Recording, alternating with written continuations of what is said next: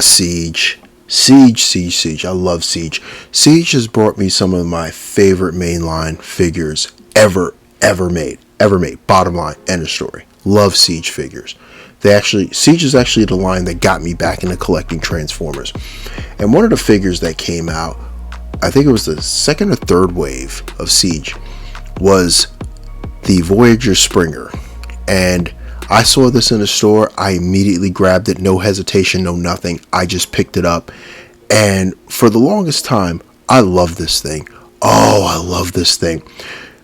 But I gotta say, full disclosure, the proportions on this thing are way off. The body looks way off. The face looks way off. As much as I love it, hell, the colors look way off. As much as I love this figure, it's just wrong. And I get it.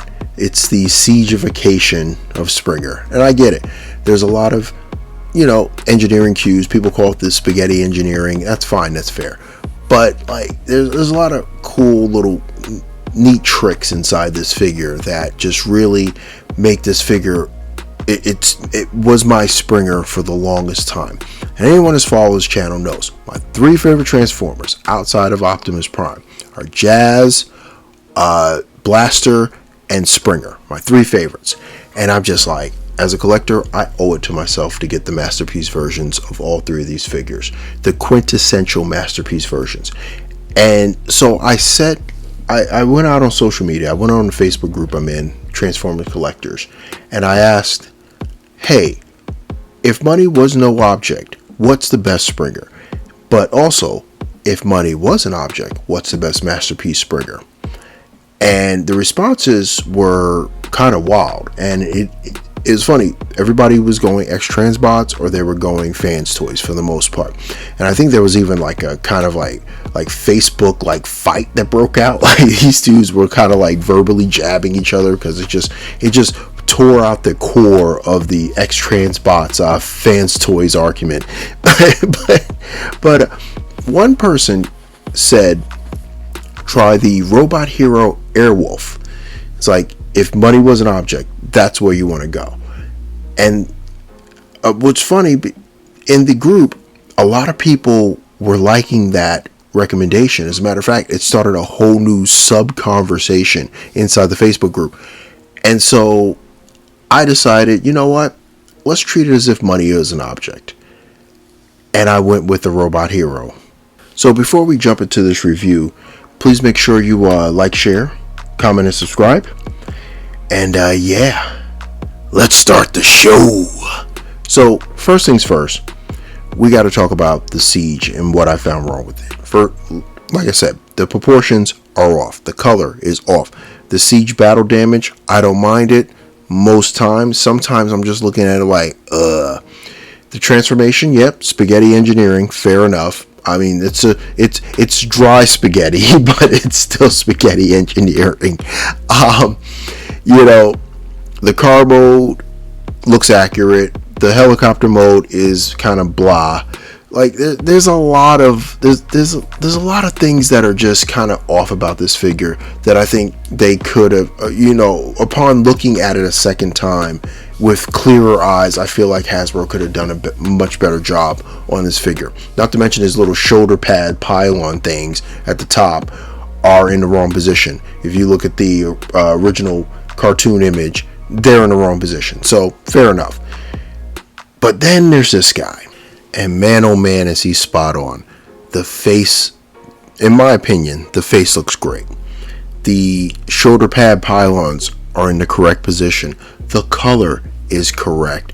It just looks good, and there's not a lot of unnecessary kibble hanging off of him. There's not an unnecessary amount of nonsense. Like the hollowness is gone. It's just so freaking well done for the price.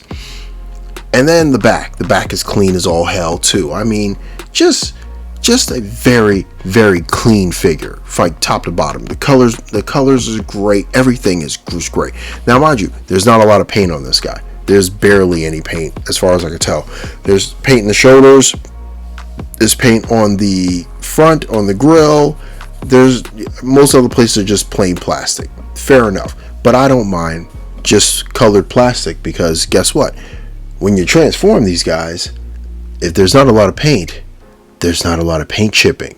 If there's not a lot of paint chipping, your figure's going to look exactly the same in every mode, and you don't have to worry about putting him at weirdo angles to try to like cover up the fact that half the paint just chipped off. So I mean, there's that. So it's a sacrifice I'm willing to endure to make sure that I can have a great Transformer experience. Now, the accessories are extremely bare. He doesn't come with any extra faces. He doesn't come with really nothing. All he comes with is his sword, which doubles as the helicopter blade in helicopter mode. His gun, which is just bland silver plastic, unpainted, just bland. And that missile from that time that they shot the missiles at Devastator in Autobot City, which is, I think that pretty much comes with every damn Springer. I mean, can you find one it doesn't come with? I was like, if you're going to give us that accessory, at least give us the cannon, like, to shoot it out of or something. Like, geez, why do they keep giving us this one accessory? And also, it's not painted as well. The sword has a nice, like, blue painted handle, like a nice metallic blue. The sword has a nice metallic sheen to it. But other than that, it's just plain, boring old accessories. He also comes with a small back attachment that you can use to hold his sword in a resting position on his back, like a little sheath. It's pretty cool. You know, gives him an extra bit of utility while posing on a shelf. It gives them a little bit extra, just that little bit extra. So once again, for the price, it's great. It's good. It's really, really good. And unlike most Transformers, he can technically hold all of his accessories. So there's that. Now, this figure is not without its flaws. Like, if anybody's watched any other reviews of this figure, one thing that's persistent is the leg joint on the left leg is extremely tight. How tight is it? Well, glad you asked. It's so tight that it literally, when you try to move it, it engages the transformation joint. So in order to fix this, I decided I'm just going to go in there and see what I can do. And all it took was a little bit of WD-40 or silicone grease if you have it, and the fact that in the back there's a spring in Springer, ironic, that's inside his leg that engages the ratchet, holds the ratchet in place, and makes sure that the leg mechanism actually works. That spring is too tight. Not to mention the ratchets are too tight because of it. So all you have to do is unscrew the 3 screws in the back, take it apart, watch out for that tight spring because it will shoot across the room, as what happened with me, and just take the WD-40 or silicone grease, spray it on each one of the ratchets, the center ratchet. I actually put it on the spring as well, and I put it on the main ratchet that does the outward tilt on the leg. And after you put it all together, voila, it works perfectly. Like, I haven't had a problem since I've done this, and it's just been it hasn't been an issue with this guy, either in posing him or in transforming him. So I gotta say, it's a quick fix, it's an easy fix. Just be careful because that spring is in there way too tight and it will shoot out as soon as you try to open that bad boy up. So just be a little mindful of the position you have it. Now, another issue that comes up is his chest is way too loose. So when you're posing his arms, you will have to hold his chest down to try to get his arms in position. It's not annoying, but it's present. Just be mindful of that. But you don't have to be mindful of that posing, because this guy gives you, so you get ball joint at the head, you can get your little wiggly waggly, you have arms that you can cheat to get out to full 90, you got the full rotation in the arm, you get double jointed elbows, you get wrist swivel, you get twist at the waist, you get the full splits on this guy. He can kick all the way out, kick all the way forward, as I showed you before, and he can kick pretty far back. So, I mean, he's pretty damn solid on the posing front, not to mention the ankles, where you can get a pretty solid tilt on that. So you can get, this guy can definitely hold a pose if you want to have him dueling another Transformer. Oh, and another thing, he has an ab crunch. Oh yeah. Now, major design flaw in a Masterpiece is that his fingers are stuck in that kind of like, I have nerve damage type of pose where his fingers are just kind of stuck together. He can't really point out or anything like that. So once again, be mindful of that, but it doesn't hurt the accessories. He doesn't even have the little Masterpiece a hole in his hand that you can plug his sword into. So his sword does flop a little bit. So just once again, keep that in mind. But once again, for the price, you get compromise. It's a fair compromise in my mind. But on a positive, you can give him the versatility of looking like the OG1 toy or the OG1 box art. So you can move his little shoulder pad pylons to the back and have them facing up to give him that look if you really want to give them that look. So, size comparison, here he is with the last Masterpiece review I did for the X-Transbots Motormaster G2 edition and Transform Element Shattered Glass Optimus Prime. And here he is with the Deformation Space Twins with Blaster and Crimson Wing Starscream. Now, another positive about this guy, the transformation on this guy is extremely straightforward and fun and intuitive, and I enjoy the heck out of it. Because unlike most Masterpiece figures, it's not overbearing, it's not over-engineered. It gets you to where you need to go. And those, to me, are the best transformations, the best engineering. So look at this guy after that transformation. He turns into an armored car. And man, this dude looks fat as F. Like, oh my god, like they made this dude into a chunky boy. Like he is definitely armored. Like if this thing was coming down the street 70-80 miles an hour, I don't think any building on earth could stop that thing. Like this thing is ridiculously large. It's kind of wild, the proportions for the car mode, but I mean it does the job. And let's compare it to the Siege version, which I honestly love, but it honestly looks flat. It just looks so flat. It doesn't like an armored car. Like it doesn't look like, it doesn't have that intimidation factor that you would think Springer would have. But it does its job, but it's just not as good as this one. This one looks like a tank, or like a tank that can go 100 miles an hour. That's what this looks like. And it is glorious. It's a chunky boy. It looks crazy, but it's still at the same time freaking glorious. And I mean, compared to the show models, I mean, they accomplished their goal. They have the look they were going for, and I think they accomplished it. It's just that it looks rather chunky.